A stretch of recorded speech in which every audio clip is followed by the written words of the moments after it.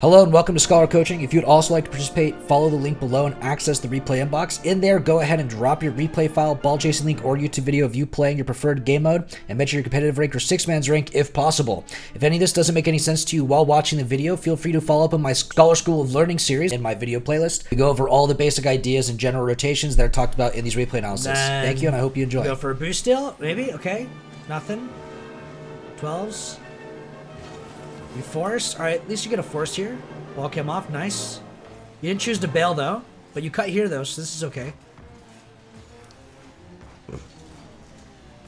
I guess if it is rank E, you're going to have some comms going around somewhere.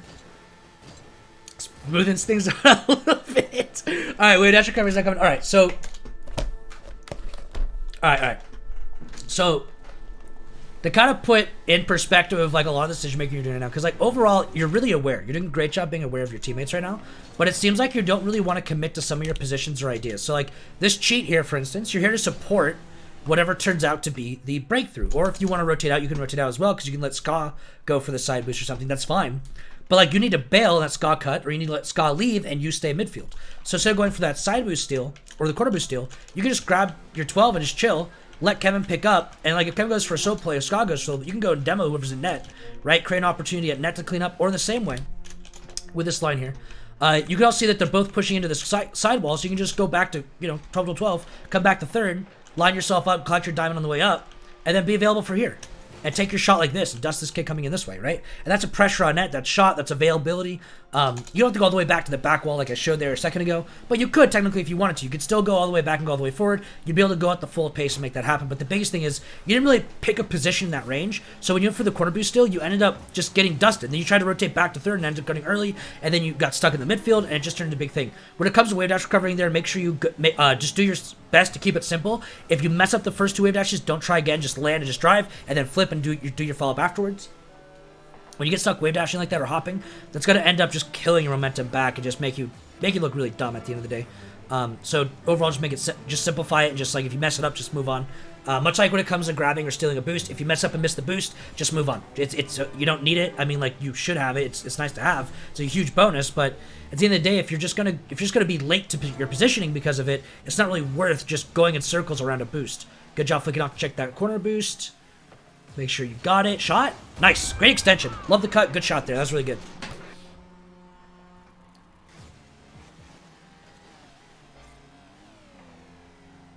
You wait. They chip. You are awkward.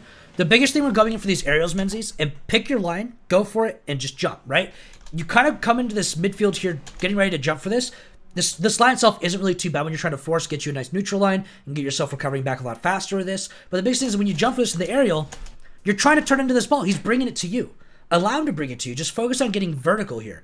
Don't worry about turning towards it. Just get yourself vertical and get into that line. Block him. Get in his way. When you try to turn towards him here, why'd you turn to the midfield to begin with? Because you're trying to block him, right? When you turn into him like that, you're just chasing behind him now. You're facing behind where he's chasing to.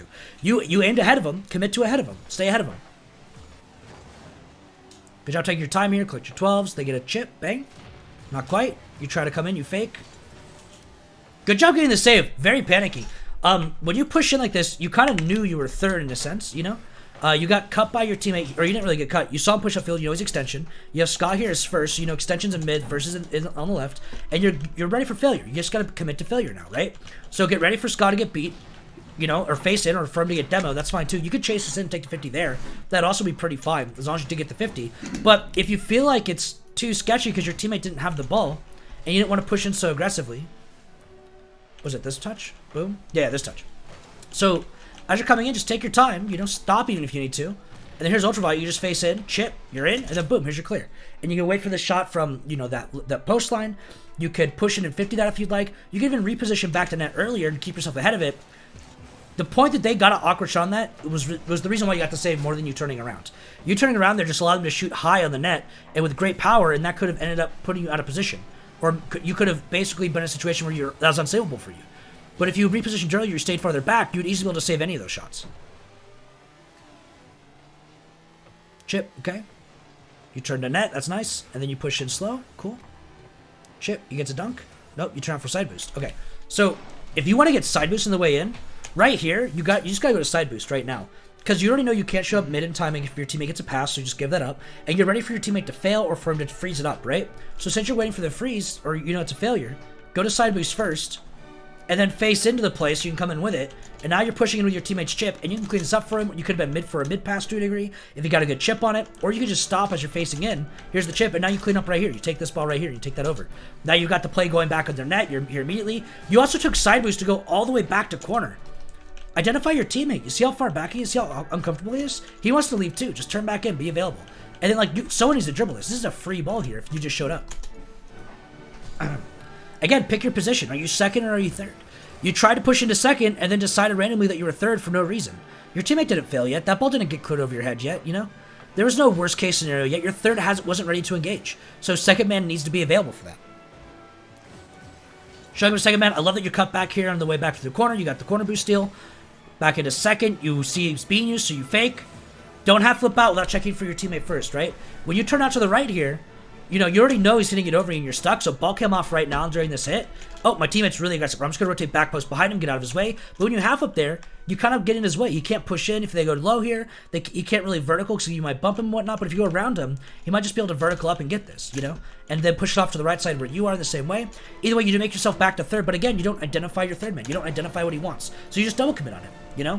So you have a really big lack of awareness. You never check for him.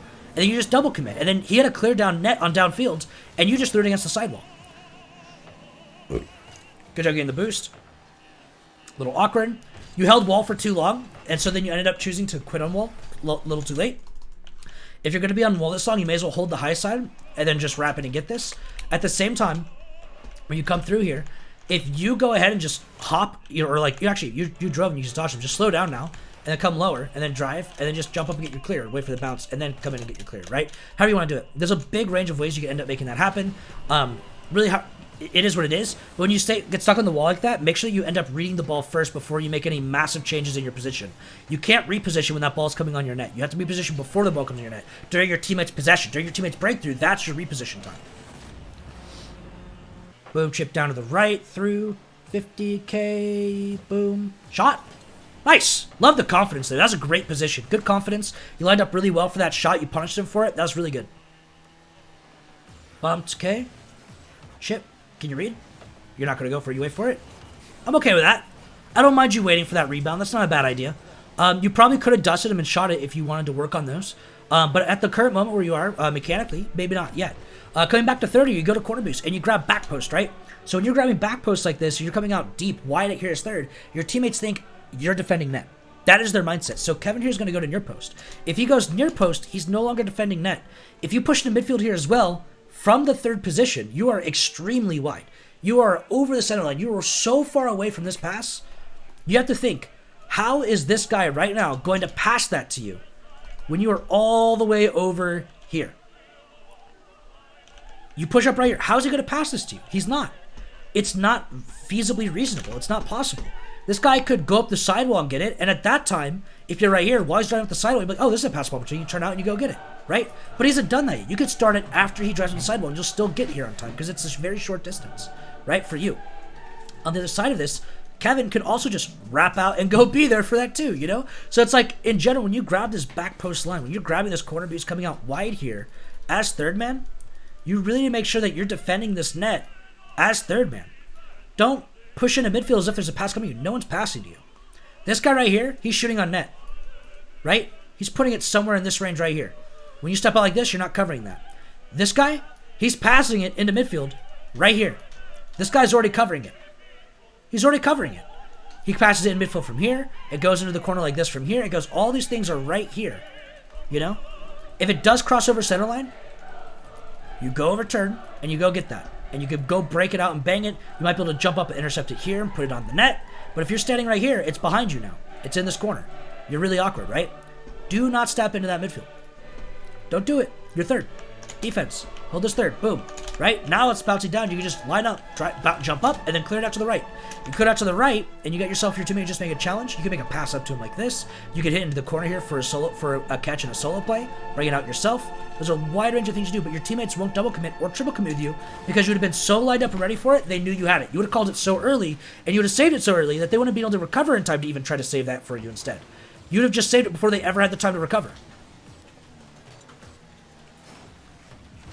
Little chip, little bounce. When it comes down to coming through like this, make sure to identify the opponents, identify the ball, see what the roll is. And in general here, what I'd recommend as well, if you ball cam on, and then try to identify the opponents, widen up here so they can't demo you immediately. And you can always, if they go for a fake into a demo, you can always jump over them, just get the ball really slow, because it's not going very fast. And if they end up trying to go fast on it, you're already blocking off their passable line, because if they try to come through this aggressive and bang this, they're going to have to shoot it somewhere through here, or maybe bounce it off the sidewall, which you're covering the major range of. You're covering the widest point of it. If they slow down and get stuck or try to hit it back this way, it's not shootable by their second, so it's not really dangerous, so you don't really need to focus on that too much. But when you get stuck right here, now they just demo you, right? Just like what happened. You get yourself too close to the ball, you have to slow down trying to go for a catch, boom, you get demoed. You need an immediate push through. You need your line going straight through that ball to make sure you get a possession that leads behind them, and that's something that allows you to follow up immediately rather than getting stuck in a demo. Back post, again here, right? You spot in your back post, your teammate's gonna go for the breakthrough, just stop. Just hit the brakes, stop right here, boop, reverse a little bit, drive in forward again for this guy's hit. Now you're engaging this guy's overall shot opportunity in case you beat Kevin. Breaks through, your teammate's stuck, so you let him kind of push in, right? You can vertical up here if you need to, or you just reposition during this time for the 50, chase out, jump up on this, go and make the pass if you like to. If you want to wait as third, it's a safe idea, but just make sure you commit. You turn out here and you want to reposition, that's fine. Just turn right, go back to net now. Here's the shot, and then now you're lined up for his second touch of the shot. Chip, you come over. Here's your teammate's hit, so you go to midfield for him. You're available. You jump up, you beat this guy, or you wait for the roll down. You beat your 50 him here. I don't care if you want to do it. You wait for your teammate as well, maybe. Then you hold that midfield. All these ideas are fine in general. And then you being third here, this is good third timing. I'm okay with that. You know, if you want to reposition to third as well, you can. I'm not against it. Just make sure you keep your third timing just like how you had right there in that last bit, when you're holding that back post. You're playing the net first. Your defense first, right? That defensive mindset is third is what you really need to be doing. You push into mid, no one's passing to you. You're not gaining anything.